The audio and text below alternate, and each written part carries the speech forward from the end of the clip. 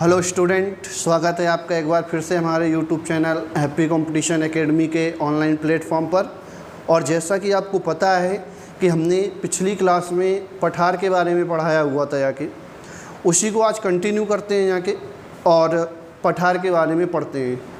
पिछली क्लास में हमने आपको कुछ पठार पढ़ाए हुए थे यहाँ के, जिसमें से हमने आपको पढ़ाया था दक्कन का पठार, कर्नाटक का पठार, तेलंगाना का पठार, दंडकारण्य का पठार और छोटा नागपुर का पठार।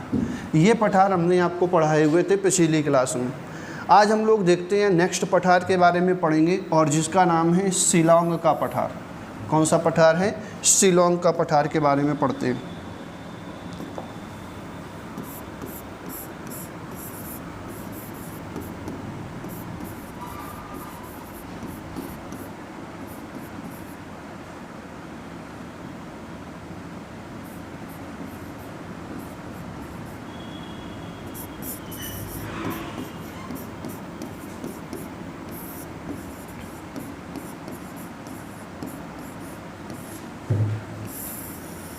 शिलांग का पठार जानते हैं। देखिए, जो शिलांग का पठार है ना, ये छोटा नागपुर पठार का ही विस्तार माना जाता है। जो शिलांग का पठार है ये क्या है, तो ये ध्यान रखना है यहाँ के, ये छोटा नागपुर पठार का विस्तार है।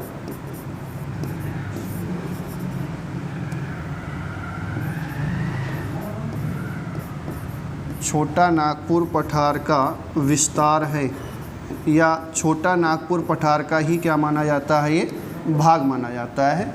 जो कि कौन सा पठार है आपका? शिलांग का पठार है, ये ध्यान रखना है यहाँ के। चलिए, शिलांग के पठार के बारे में और कुछ चीज़ें हम लोग जानते हैं। देखिए, जो शिलांग का पठार है ना, यहाँ पे जो चट्टानें पाई जाती हैं वो चट्टानें आपकी सेम छोटा नागपुर पठार की तरह पाई जाती हैं। यानी कि यहाँ पर जो चट्टानें होंगी, यहाँ पर जो चट्टानें होंगी जाके, वो आपकी छोटा नागपुर पठार की चट्टानें के जैसे ही होंगी जाके। ये चीज़ आप लोग ज़रूर याद रखना है यहाँ के। दूसरी चीज़ ध्यान रखना है यहाँ के कि ये जो शिलांग का पठार है ना, ये छोटा नागपुर पठार के द्वारा अलग होता है। छोटा नागपुर पठार से क्या होता है? अलग होता है। और किसके द्वारा अलग होता है? तो यहाँ पे पाई जाती हैं आपकी पहाड़ियाँ, जिनको बोलती हैं राजमहल की पहाड़ियाँ।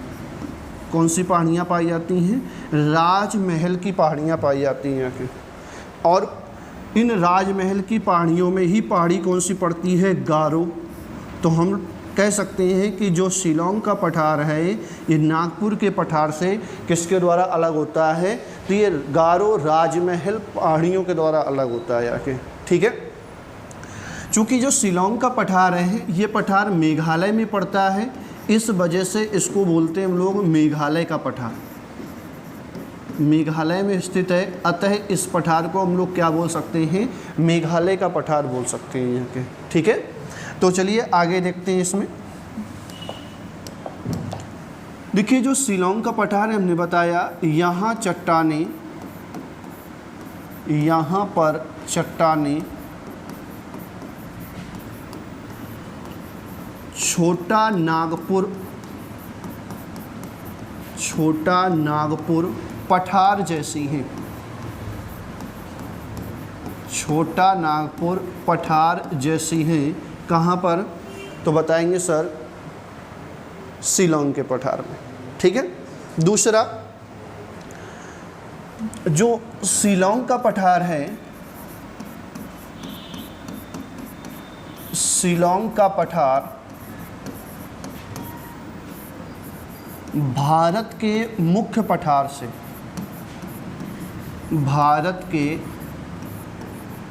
मुख्य पठार से किसके द्वारा अलग होता है? अभी हमने थोड़ी देर पहले बताया था आपको, गारो राजमहल खड्ड के द्वारा। किसके द्वारा? गारो राजमहल खड्ड, गारो राजमहल गैप। गारो राजमहल गैप से क्या होती हैं? अलग होता है, से अलग होता है। बात क्लियर हुई इतनी सभी की? देखो, अगर किसी को कोई डाउट हुआ करे तो आप कमेंट बॉक्स में अपना डाउट ज़रूर डाला करें, हम आपके उन डाउटों को सॉल्व करने की पूरी से पूरी कोशिश किया करेंगे यहाँ के। ठीक है, अगला ध्यान रखना है यहाँ के जो शिलांग का पठार है, इसकी उत्तरी जो ढाल है, इसकी उत्तरी ढाल खड़ी है, बिल्कुल कैसी है? खड़ी ढाल है, इसकी उत्तरी खड़ी ढाल है। और इस ढाल पर ब्रह्मपुत्र नदी बहती है। कौन सी नदी बहती है? ब्रह्मपुत्र नदी बहती है। कैसी है? इसकी उत्तरी ढाल खड़ी है, जहाँ अभी हमने बताया कौन सी नदी? ब्रह्मपुत्र नदी। ब्रह्मपुत्र नदी बहती है, ब्रह्मपुत्र नदी बहती। अच्छा, इसका नाम शिलांग का पठार क्यों पड़ा? यहाँ पर जो चट्टानें पाई जाती हैं वो धारवाड़ चट्टानें पाई जाती हैं। कौन सी चट्टानें पाई जाती हैं? धारवाड़ चट्टान पाई जाती हैं। और धारवाड़ चट्टान में जो सबसे ऊंची चोटी है वो है शिलांग की चोटी, और इस वजह से इसका नाम क्या पड़ा है? शिलांग का पठार पड़ा है। ध्यान रखना है यहाँ के। हम कह सकते हैं, क्या कह सकते हैं कि यह धारवाड़ चट्टानों से निर्मित है। धारवाड़ चट्टानों से निर्मित है, जिसकी ऊंची चोटी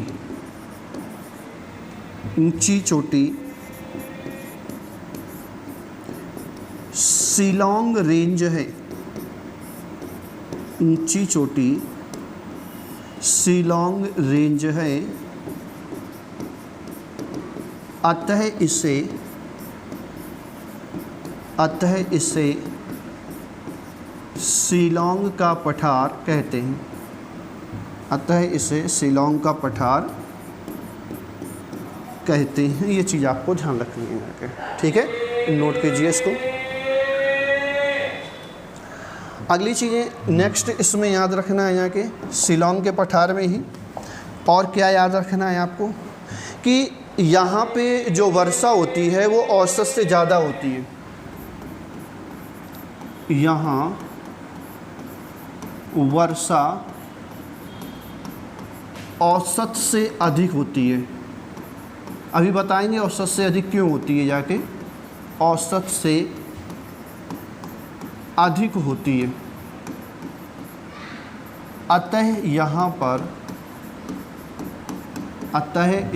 पर जो मिट्टी पाई जाएगी वो कौन सी मिट्टी पाई जाएगी? लेटेराइट मृदा।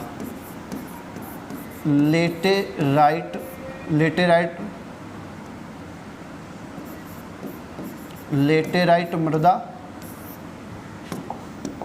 व और जो वन पाए जाएंगे वो कौन से वन पाए जाएंगे? तो सदाबहार वन, एवरग्रीन फॉरेस्ट, सदाबहार वन पाए जाते हैं।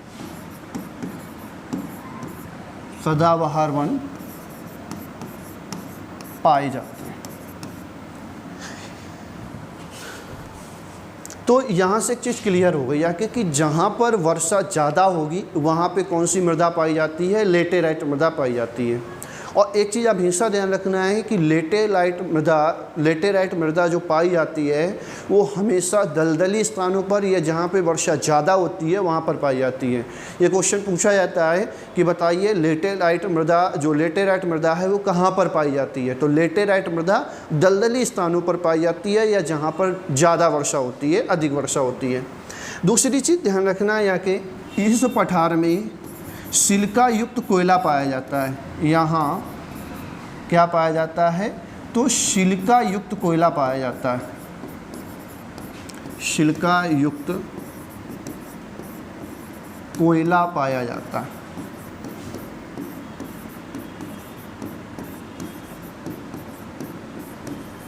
अब ध्यान रखना यहाँ कि जो सिलिका युक्त कोयला पाया जाता है, इस कोयले को निकालने के लिए, इस कोयले से सिलिका को निकालने के लिए यहाँ पर होती है अवैध खनन। क्या होता है? अवैध खनन होता है, यहाँ पे अवैध खनन होता है, इनलीगल माइनिंग होती है जाके। और जो ये अवैध खनन होता है, इस अवैध खनन को बोलते हैं रैट होल माइनिंग। क्या बोलते हैं? रैट होल माइनिंग बोलते हैं, माइनिंग बोलते हैं। आपसे क्वेश्चन पूछा जाता है कि जो रैट होल माइनिंग है वो कहाँ पर की जाती है, तो ध्यान रखना है वो शिलांग के पठार पर की जाती है, ध्यान रखना है यहाँ के। अब यहाँ पे वर्षा क्यों ज़्यादा होती है, तो आपको मालूम होगा यहाँ के कि मेघालय में 3 पहाड़ियाँ पड़ती हैं। मेघालय में क्या पड़ती हैं? आपकी 3 पहाड़ियाँ पड़ती हैं यहाँ की। एक ये पहाड़ी हो गई, एक ये पहाड़ी हो गई जाके, और एक ये पहाड़ी हो गई जाके। ठीक है, इन पहाड़ियों के नाम भी अलग अलग हैं। इसका नाम है गारो पहाड़ी, इसका नाम है खासी पहाड़ी, और इसका नाम है जयंतिया पहाड़ी, जयंतिया पहाड़ी। और इसके बाद यहाँ पर स्थित है, यहाँ पर स्थित है पठार। और ये कौन सा पठार है, तो याद रखना है ये है शिलांग का पठार। शिलांग या इसी को बोलते हैं कार्बी एलोंग का पठार, कार्बी एलोंग का पठार बोलते हैं। अब होता क्या है याके कि जब मानसून आता है, याके मानसून आता है, तो मान के चलिए जो मानसून आया याके, वो मानसून गारो पहाड़ी से टकराया तो इधर आ गया, इधर से टकराया तो गारो पहाड़ी में चला गया, फिर इधर से टकराया तो खासी पहाड़ी में गया, खासी पहाड़ी से टकराया तो फिर इधर मानसून टकराएगा इसमें पठार में, और फिर यहाँ से जयंतिया में टकराया, जयंतिया से फिर यहाँ टकराया। तो जो मानसून होता है जाके वो इन्हीं पहाड़ियों में टकराता रहता है, पहाड़ी से पठार में, पठार से पहाड़ी में, इस तरह से टकराता रहता है जाके। तो ये चारों मिलकर एक कीपनुमा आकृति बना लेते हैं। क्या बना लेते हैं? कीपनुमा आकृति। कीप तो देखी होगी सभी लोगों ने, तो कीपनुमा इस तरह से आकृति बना लेते हैं जाके। अब जब कीपनुमा आकृति होती है तो जो मौसम बारिश होती है वो यहीं पर होती रहती है जाके, और इस वजह से यहाँ पे सबसे ज़्यादा क्या होती है? वर्षा होती है जाके। बात क्लियर हुआ सभी का?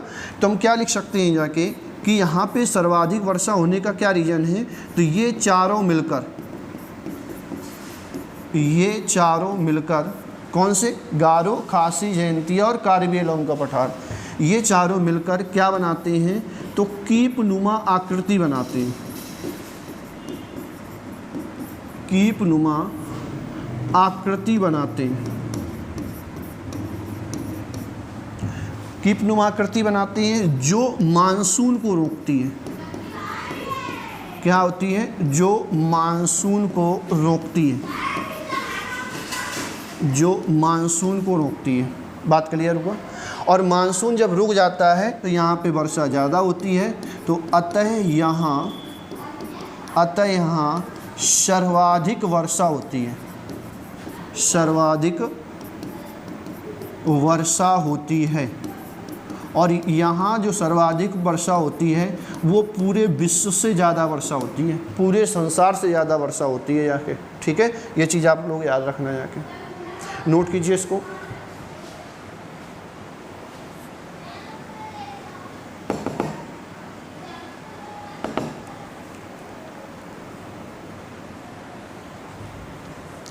तो ये कंप्लीट हुआ कौन सा पठार? शिलांग का पठार। याद रखना है शिलांग के पठार में क्या, कि जो शिलांग का पठार है यह आपका छोटा नागपुर पठार का ही विस्तार माना जाता है, यानी कि ये चट्टानें यहाँ पे जो पाई जाएंगी वो छोटा नागपुर जैसी ही चट्टानें पाई जाती हैं जाके।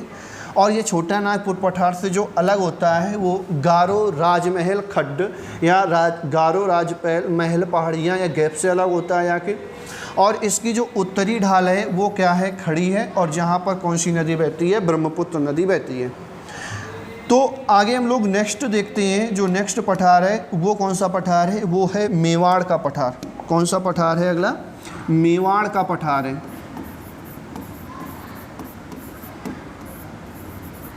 मेवाड़ का पठार। मेवाड़ के पठार में जानते हैं कि मेवाड़ के पठार में क्या इम्पोर्टेंट है। तो सबसे पहले अगर हम लोग इसके विस्तार की बात करें कि जो मेवाड़ का पठार है इसका विस्तार कहाँ पर है, तो इसका विस्तार है राजस्थान, इसका विस्तार है राजस्थान और मध्य प्रदेश में। इसका जो विस्तार है वो कहाँ पर है, राजस्थान व मध्य प्रदेश में है। लेकिन जो मुख्य रूप से ये पाया फैला हुआ है, मुख्य रूप से यह राजस्थान में फैला है। मुख्य रूप से कहाँ पर फैला है, तो राजस्थान में फैला है। यानी कि जो मेवाड़ का पठार है ये मुख्य रूप से राजस्थान में फैला हुआ है, जाके ध्यान रखना है। और इसी के पास अरावली पर्वत स्थित है। तो हम लिख सकते हैं कि यह अरावली पर्वत के पास स्थित है। यह अरावली पर्वतमाला है, अरावली के पास स्थित है, अरावली के पास स्थित है। यहाँ पे किन किन चीज़ों का खनन होता है, तो यहाँ कॉपर का खनन होता है। किसका खनन होता है, कॉपर के अलावा यहाँ पे खनन होता है बॉक्साइट का। यहाँ पर किसका खनन होता है, कॉपर के अलावा चांदी के अलावा किसका खनन होता है, तो बॉक्साइट का खनन होता है। यहाँ के बॉक्साइट का क्या होता है, यहाँ पे का खनन होता है। और यहाँ पर एक नदी भी बहती है और उस नदी को बोलती हैं बनास नदी। तो यहाँ पर कौन सी नदी बहती है, बनास नदी बहती है। बनास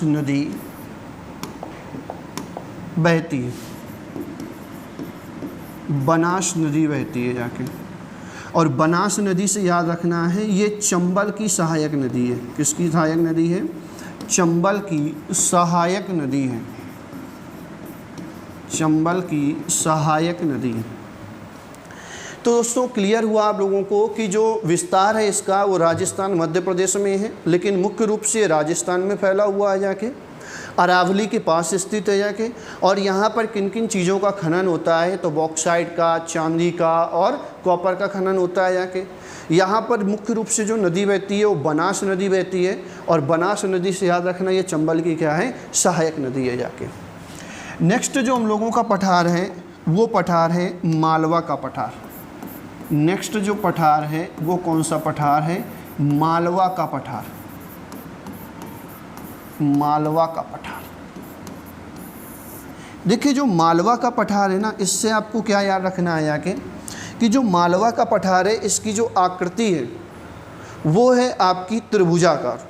किसकी है, त्रिभुजाकार आकृति है जाके। और नर्मदा व विंध्याचल पर्वत के मध्य फैला हुआ है। बात क्लियर हुआ जाके कि हम कह सकते हैं कि जो मालवा का पठार है ये त्रिभुजाकार आकृति के रूप में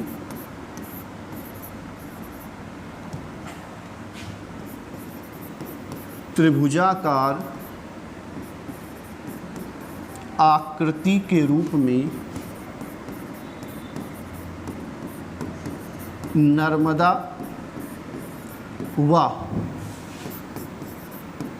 विंध्याचल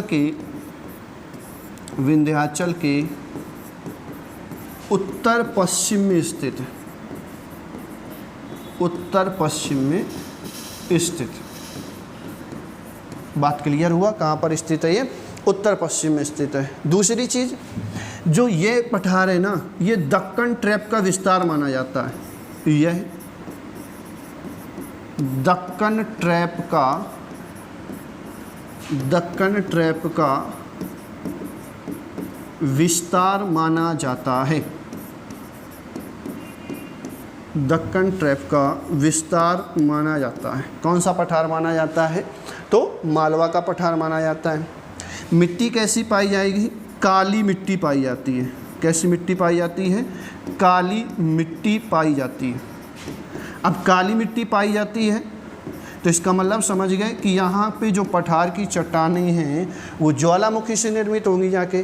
तो ज्वालामुखी से निर्मित है तो कौन सी चट्टानें पाई जाती हैं? तो यहाँ पर ग्रेनाइट चट्टानें पाई जाती हैं। कौन सी चट्टानें पाई जाती हैं?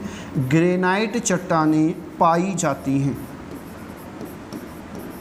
ग्रेनाइट चट्टानें पाई जाती हैं यहाँ पे। इसी पठार के बारे में और आपको क्या याद रखना है? चंबल नदी बहती है। इस पठार में कौन सी नदी बहती है? चंबल नदी बहती है। चंबल नदी बहती है। और चंबल नदी के बारे में आप लोगों को कुछ पता होगा। क्या पता है चंबल नदी के बारे में? सबसे ज़्यादा जो सॉइल इरेजन होता है यानी कि मृदा अपरदन होता है वो किस नदी में होता है? तो सर्वाधिक जो मृदा अपरदन होता है, मृदा अपरदन इसी नदी पर होता है। इसी नदी पर होता है। सबसे ज़्यादा जो मृदा का अपरदन होता है जाके वो किस नदी पर होता है? चंबल नदी पर होता है। यानी कि चंबल नदी में सबसे ज़्यादा मिट्टी का क्या होता है? कटाव होता है जाके।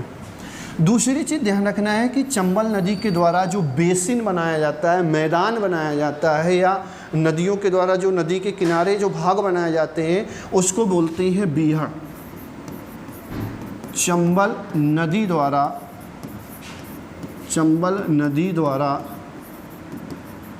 बनाए गए बेसिन को बीहड़ कहते हैं। क्या बोलते हैं? बीहड़ कहते हैं। ये चीज़ आपको याद रखनी है जाके, बीहड़ कहते हैं जाके। दूसरी चीज़ ध्यान रखना है, इसके उत्तर पश्चिम में विंध्याचल पर्वत पड़ता है। क्या पड़ता है? जो ये पठार है इसके उत्तर पश्चिम में अरावली पड़ती है और उत्तर पूर्व में पड़ता है गंगा का विशाल मैदान। चंबल नदी के जो आपका मालवा का पठार है, मालवा के पठार के बारे में ध्यान रखना है।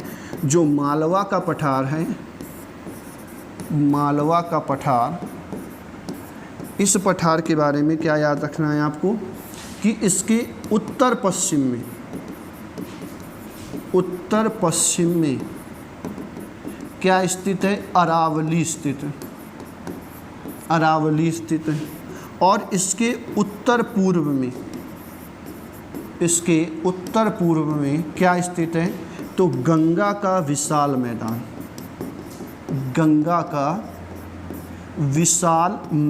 स्थित है। गंगा का विशाल मैदान स्थित है। किस तरह से स्थित है बताते हैं आपको। देखिए,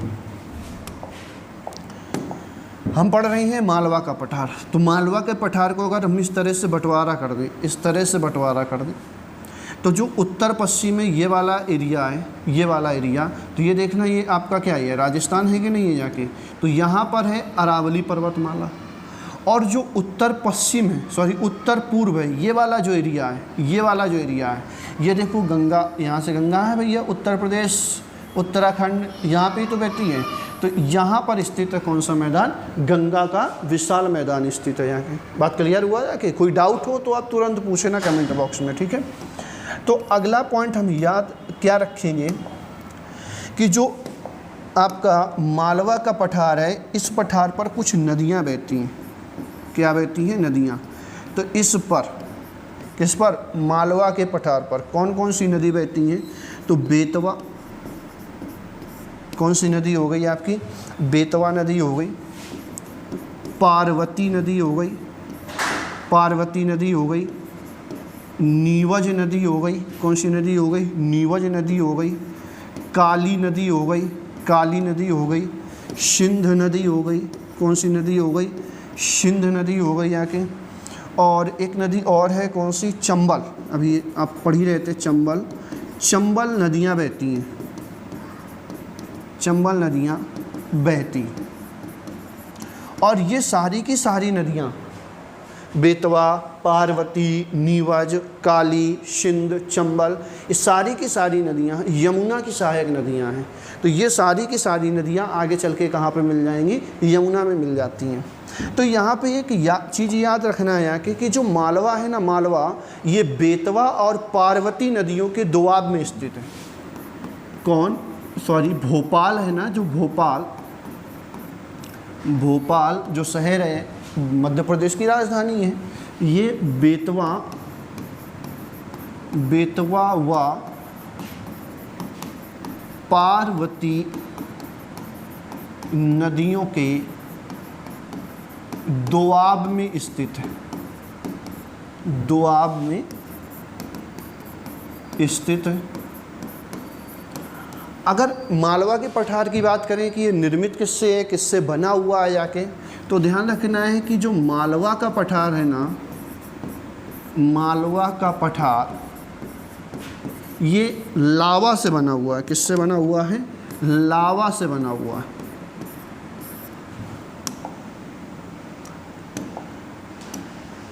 किससे बना हुआ है? लावा से बना है। लावा से बना है। अब और क्या मालवा के पठार में जानकारी रखते हैं? तो ध्यान रखना है इसका जो पठारी भाग है, जो इसका पठारी भाग है वो उर्मिल मैदान, रोलिंग प्लेन्स बोलते हैं। इसका जो पठारी भाग है वो पठारी भाग पर रोलिंग प्लेन्स मिलते हैं, यानी कि हम कह सकते हैं कि उर्मिल मैदान बोलते हैं उनको। उर्मिल मैदान मिलते हैं यहाँ के, और कहीं कहीं पर चपटी हुई पहाड़ियाँ मिलती हैं, और उन चपटी हुई पहाड़ियों पे ग्वालियर की पहाड़ी प्रमुख है। कौन सी पहाड़ी प्रमुख है? ग्वालियर की पहाड़ी प्रमुख है। तो ध्यान रखना है यहाँ के, क्या ध्यान रखोगे? इस पठारी भाग पर, इस पठारी भाग पर उर्मिल मैदान, उर्मिल पठार नहीं, मैदान, उर्मिल मैदान, जिनको हम लोग बोलते हैं रोलिंग प्लेन्स, रोलिंग प्लेन्स मिलते हैं। रोलिंग प्लेन्स मिलते हैं। कहीं पर, कहीं कहीं पर,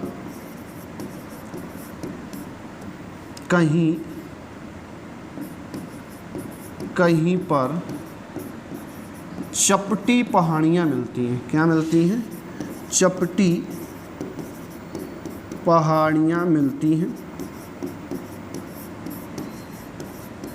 जिनमें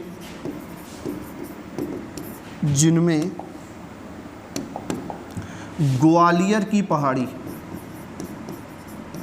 जिनमें ग्वालियर की पहाड़ी प्रमुख है, जिनमें ग्वालियर की पहाड़ी प्रमुख है। ग्वालियर की पहाड़ी प्रमुख। अब समझे ना, इसी मेवाड़ के मालवा के पठार के देखते हैं यहाँ के। तो जो ये मालवा का पठार है ना, मालवा का पठार, ये मालवा का पठार है यहाँ के, ये वाला। अगर इसको हम लोग इस तरह से डिवाइड करें, इस तरह से क्या करें? डिवाइड करें यहाँ के, तो इसके जो उत्तर पूर्व की सीमा है, ये उत्तर पूर्व की सीमा है कि नहीं है? तो उत्तर पूर्व की सीमा पर कौन सा पठार मिला हुआ है यहाँ के? कौन सा पठार है? बुंदेलखंड का पठार है। कौन सा पठार है? बुंदेलखंड का पठार है यहाँ के। और इसी उत्तर पूर्व सीमा के अंतर्गत ही, अब थोड़ा नीचे फैला हुआ है, हमने यहाँ पे थोड़ा इस तरह से विस्तार किया हुआ है। तो यहाँ से देखा जाए तो बुंदेलखंड और कौन से पठार स्थित हैं? बघेलखंड के पठार स्थित हैं। तो ध्यान रखना है कि मालवा पठार के उत्तर पूर्व सीमा पर, उत्तर पूर्व सीमा पर बुंदेलखंड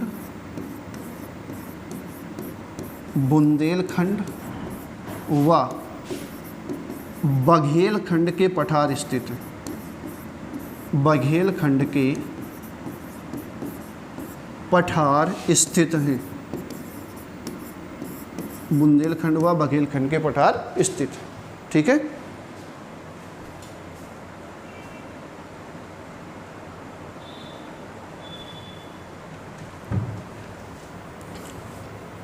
तो हम लोग स्टार्ट कर लेते हैं, थोड़ा पढ़ लेते हैं यहाँ से बुंदेलखंड के पठार के बारे में। किसके बारे में पढ़ते हैं? बुंदेलखंड के पठार के बारे में पढ़ते हैं।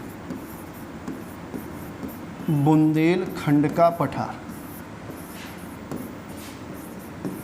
बुंदेलखंड का पठार।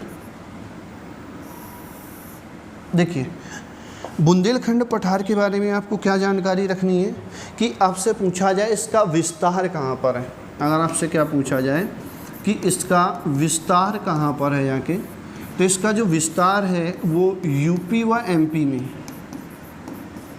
यूपी व एमपी में है जाके। यानी कि जो बुंदेलखंड का पठार है कहाँ फैला हुआ है, तो उत्तर प्रदेश और मध्य प्रदेश में फैला हुआ है जाके। और क्या याद रखना है जाके, कौन सी नदी बहती है, तो इस क्षेत्र में बेतवा नदी बहती है। कौन सी नदी बहती है?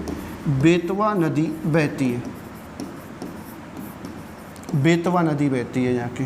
और क्या याद रखना है यहाँ के, किस मिट्टी के लिए फेमस है, तो यह क्षेत्र लाल मिट्टी के लिए प्रसिद्ध है। यह क्षेत्र लाल मिट्टी के लिए प्रसिद्ध है, लाल मिट्टी के लिए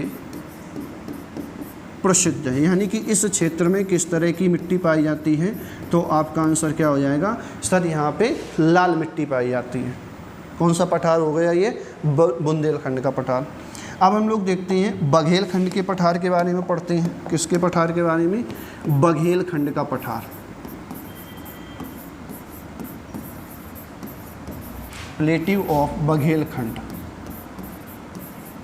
बघेलखंड का पठार। देखते हैं बघेलखंड के पठार में क्या क्या चीज़ें हैं आपको जो याद रखनी है कि सबसे पहले अगर आपसे विस्तार की बात हो कि इसका विस्तार कहाँ पर है, तो इसका भी विस्तार एमपी व यूपी में है। यानी कि इसका विस्तार मध्य प्रदेश और उत्तर प्रदेश में है जाके। और यहाँ पर कौन सी नदी बहती है, तो यहाँ पर केन नदी बहती है। यहाँ पर कौन सी नदी बहती है, तो आपका आंसर हो जाएगा कि सर यहाँ पर केन नदी बहती है, केन नदी बहती है, केन नदी बहती। कौन से पठार में? बघेलखंड के पठार। इसके बाद हम लोग नेक्स्ट पठार की बात करते हैं जिसका नाम है लद्दाख का पठार। कौन सा पठार है? लद्दाख का पठार है, लद्दाख का पठार। देखिए, जो लद्दाख का पठार है, लद्दाख का पठार है, इस पठार की जानकारी क्या रखते हैं कि अगर आपसे पूछा जाए कि लोकेटेड कहाँ पर है, लोकेटेड कहाँ पर है, ये कहाँ पर स्थित है, तो आपका आंसर क्या हो जाएगा? आपका आंसर हो जाएगा लद्दाख हो जाएगा। और आपको ये मालूम होगा कि जो लद्दाख है, लद्दाख भारत का रेन शैडो एरिया है, यानी कि वृष्टि छाया प्रदेश है जहाँ पर वर्षा नहीं होती है, तो ये शुष्क एरिया माना जाता है। तो हम ये कह सकते हैं कि यह शुष्क पठार है। यह एक कैसा पठार है, तो आपका आंसर हो जाएगा यह एक शुष्क पठार है, यह एक शुष्क पठार है यहाँ के। और क्या याद रखना है यहाँ के, ये भारत का सबसे ऊंचा पठार है, highest plateau of India, Bharat का सबसे ऊंचा पठार है, सबसे ऊंचा पठार है। और वो पठार कौन सा है? लद्दाख का पठार है। देखते हैं एक बार, ये है आपका पठार, और इस पठार में हम लोग देखते हैं कि लद्दाख का पठार कहाँ है। देखिए, हाँ चलो, यहाँ पर है आपका लद्दाख का पठार, लद्दाख का पठार। ठीक है, तो भाई क्या है, भारत का सबसे ऊंचा पठार है यहाँ के। अब जो मानसून यहाँ पे है आपका अरब सागर, यहाँ पे क्या है आपका, यहाँ पे है आपका अरब सागर, और यहाँ पर है बंगाल की खाड़ी। तो जो मानसून उठता है जाके, जो मानसून उठता है वो इस तरह से पूरे भारत में वर्षा करवाता हुआ जाता है इधर से, और ये इधर से जाता है या कि इस तरह से वर्षा करवाता हुआ। तो जो मानसून होता है यहाँ पर आपकी पाई जाती है हिमालय पर्वतमाला। यहाँ पे क्या स्थित है, आपकी हिमालय पर्वतमाला है। अब जो मानसून होता है यहाँ के, वो हिमालय पर्वतमाला से, जो ये हिमालय पर्वतमाला है यहाँ पे, इस हिमालय पर्वतमाला से टकरा कर क्या हो जाता है, ये मानसून है इस हिमालय पर्वतमाला से टकरा कर वापस आ जाता है यहाँ के। तो इसी को बोलते हैं लौटता हुआ मानसून बोलते हैं। क्या बोलते हैं, लौटता हुआ मानसून। तो जो ये मानसून भारत यहाँ से गया था बंगाल की खाड़ी और अरब सागर से, ये हिमालय पर्वत से टकरा कर वापस आ जाता है। तो जो मानसून होता है ये इधर नहीं जा पाता है आके, तो ये वाला क्षेत्र वर्षा से वंचित रह जाता है, और वर्षा से वंचित रह जाता है यहाँ के, तो इसी वाले क्षेत्र को बोलते हैं रेन शैडो एरिया। क्या बोलते हैं इसको, इसको बोलते हैं rain shadow area, rain shadow reason बोलते हैं। रेन शैडो रीजन यानी कि वृष्टि छाया प्रदेश। क्या बोला जाता है, वृष्टि छाया प्रदेश, वह प्रदेश जो जहाँ पर वर्षा नहीं पहुंच पाती है, या हम ये कह सकते हैं कि वह क्षेत्र जहाँ पर मानसून नहीं पहुंच पाता है, उसी को क्या बोलते हैं, वृष्टि छाया प्रदेश बोलते हैं। अब थोड़ी सी जानकारी और हम एक्स्ट्रा देने वाले हैं आपको छोटा नागपुर पठार के बारे में। हम आपको थोड़ी सी जानकारी एक्स्ट्रा दे देते हैं। पिछली क्लास में छोटा नागपुर पठार हो गया था, फिर भी हम आपको एक जल्दी से छोटी सी जानकारी दे रहे हैं। देखिए जो छोटा नागपुर पठार है, इसके बारे में आपको कुछ चीज़ें याद रखनी है यहाँ के। और क्या चीज़ें याद रखनी है कि जो छोटा नागपुर पठार है, इसको हमने बताया था इसके दो भाग हैं। एक है आपका रांची का पठार, कौन सा पठार है, रांची का पठार, और एक पठार कौन सा है, हजारीबाग का पठार है। कौन सा पठार है, हजारीबाग का पठार है। तो यहाँ पे आपको याद रखना है जाके कि जो इन दोनों पठारों को अलग करती है वो कौन सी नदी अलग करती है, महानदी। महानदी क्या करती है, रांची के पठार को हजारीबाग के पठार से अलग करती है। रांची के पठार को हजारीबाग के पठार से अलग करती है, ध्यान रखना है। और जो महानदी है ये छोटा नागपुर पठार की, छोटा नागपुर पठार की, छोटा नागपुर पठार की सबसे बड़ी नदी है। छोटा नागपुर पठार की सबसे बड़ी नदी है, वो कौन सी नदी है यहाँ के, आपकी महानदी है यहाँ के। दूसरा यहाँ पे सॉरी महानदी नहीं है, मिस्टेक हो गई, याद रखना यहाँ के, यहाँ पे है आपकी दामोदर नदी है। सॉरी कौन सी नदी है यहाँ पे, दामोदर नदी है। तो दामोदर नदी छोटा नागपुर पठार की क्या है, सबसे बड़ी नदी है जाके, ध्यान रखना है यहाँ के। और जो दामोदर नदी है ये कोयला भंडार की दृष्टि से, किसकी दृष्टि से, कोयला भंडार की दृष्टि से भारत की महत्वपूर्ण नदी है। कोयला भंडार की दृष्टि से भारत की महत्वपूर्ण नदी है, कौन सी नदी है आपकी, दामोदर नदी है। बात क्लियर हुआ यहाँ के। दूसरी चीज़ ध्यान रखना है, इसी में मैंने पढ़ाया पठार कौन सा, हजारीबाग का पठार, हजारीबाग का पठार। हजारीबाग के पठार के बारे में क्या याद रखना है यहाँ के कि जो हजारीबाग की चोटी है, हजारीबाग की पठार की चोटी है जिसका नाम है पारसनाथ चोटी। क्या नाम है, पारसनाथ चोटी नाम है, या पारसनाथ हिल है। ये पारसनाथ हिल जो छोटा नागपुर पठार है इसकी सबसे ऊंची चोटी है।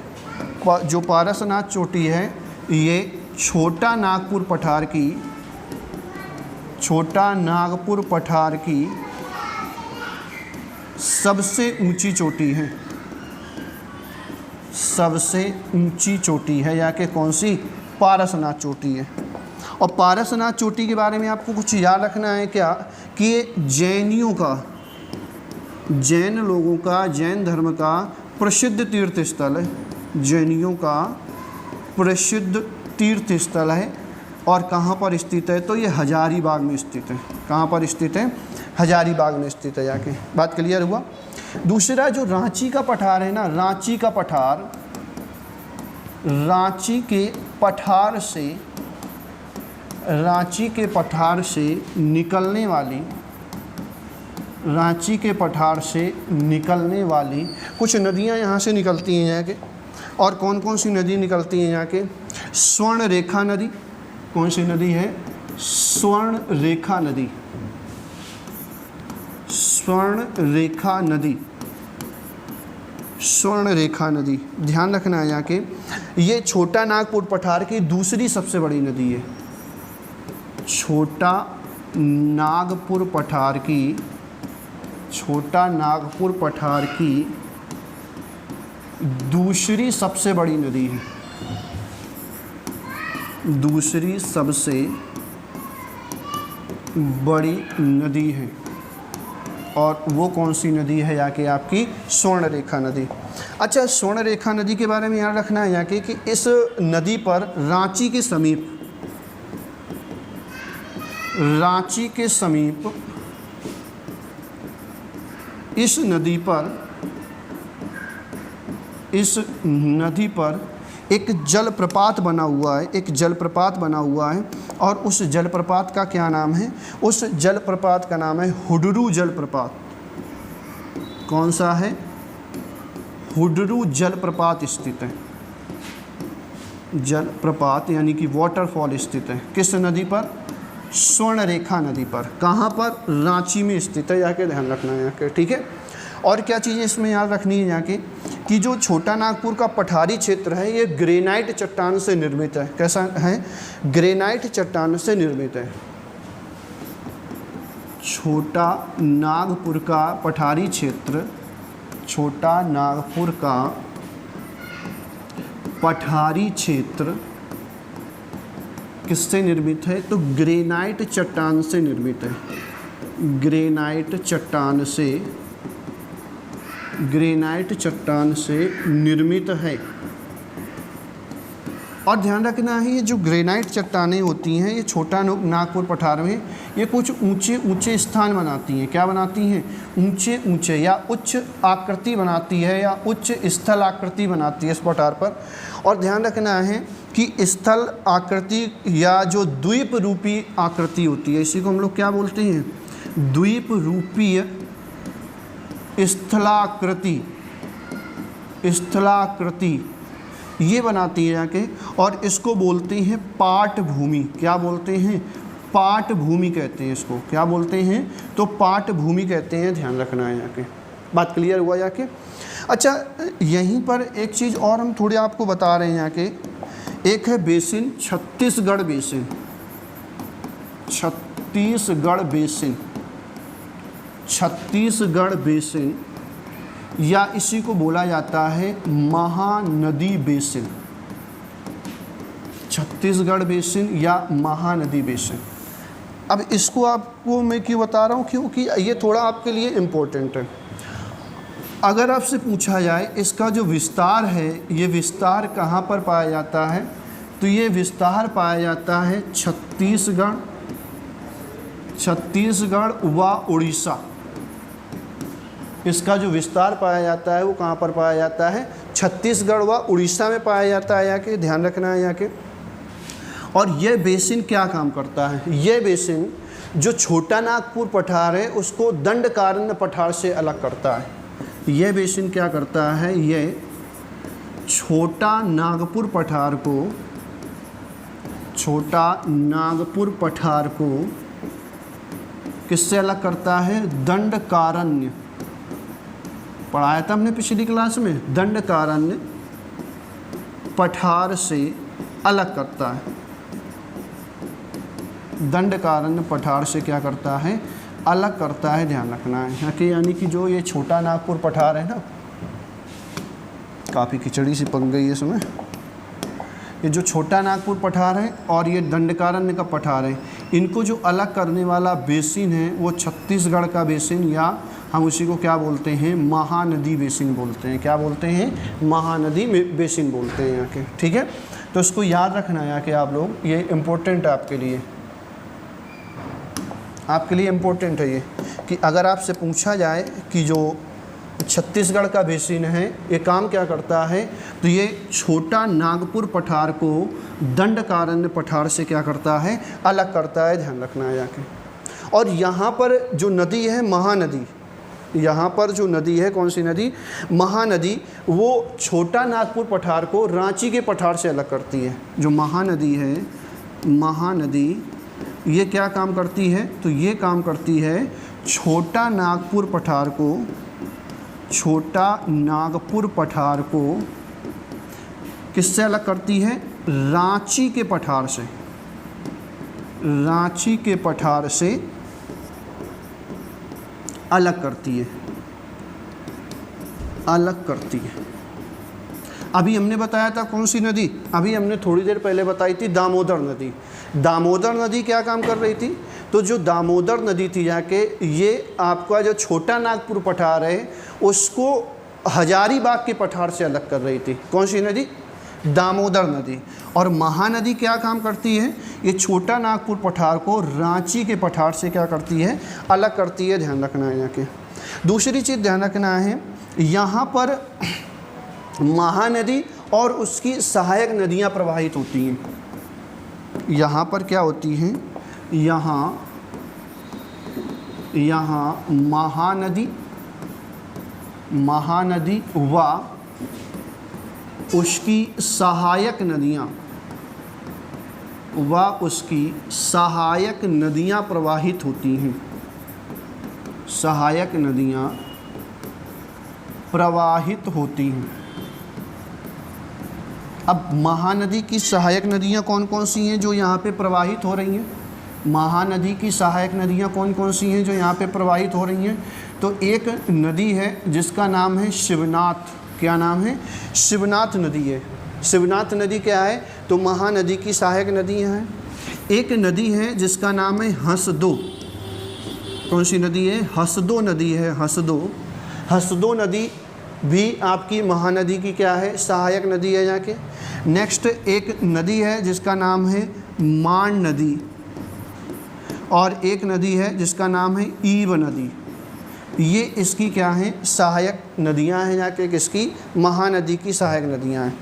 और इसमें इम्पोर्टेंट पॉइंट आपको ज़रूर याद रखना है यहाँ के, कि यहाँ पर जो चट्टानें पाई जाती हैं, यहाँ पर जो चट्टानें पाई जाती हैं वो गोंडवाना क्रम की चट्टानें पाई जाती हैं यहाँ के। और इस वजह से यहाँ पर क्या अधिक पाया जाता है, तो कोयला ज़्यादा पाया जाता है। ठीक है, यहाँ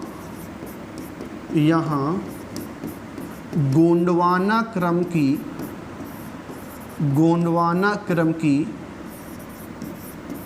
चट्टानें पाई जाती हैं, चट्टानें पाई जाती हैं,